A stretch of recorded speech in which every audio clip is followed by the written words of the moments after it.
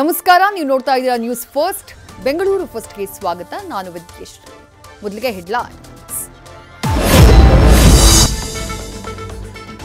ಸಂಜೆಯಾಗ್ತಿದ್ದಂತೆ silicon ಸಿಟಿಗೆ ಮತ್ತೆ ಮಳೆರಾಯನ entry.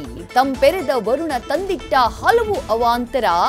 ನಗರದ ಹಲವೆಡೆ ರಸ್ತೆಗಳು ಜಲಾವೃತ, ವಾಹನ ಸವಾರರ ಪರದಾಟ.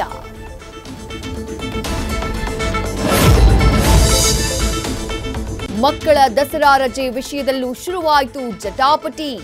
ನವರಾತ್ರಿಯಾಗಲ್ಲ, ಕೇವಲ 3 ದಿನ ಮಾತ್ರ ಹಾಲಿಡೇ ಅಂತೂ ಖಾಸಗಿ ಒಕ್ಕೂಟ. ಹಿಂಗ್ ಮಾಡಿದ್ರೆ ಹೆಂಗೆ ಅಂತ ಪೋಷಕರ ಪ್ರಶ್ನೆ.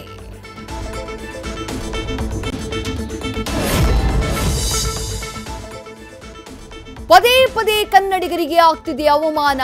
ಒಬ್ಬಳಿಗೆ ಶಿಕ್ಷೆಯಾದ್ರೂ ಎಚ್ಚೆತ್ತುಕೊಳ್ಳದೆ ಕನ್ನಡಕ್ಕೆ ಅಪಮಾನ.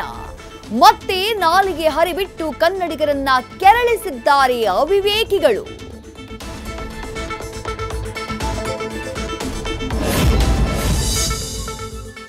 ಆ ಊರಿನಲ್ಲಿ ಶವ ಸಾಗಿಸೋಕೂ ಇರಲಿಲ್ಲ ಸರಿಯಾದ ರೋಡ್.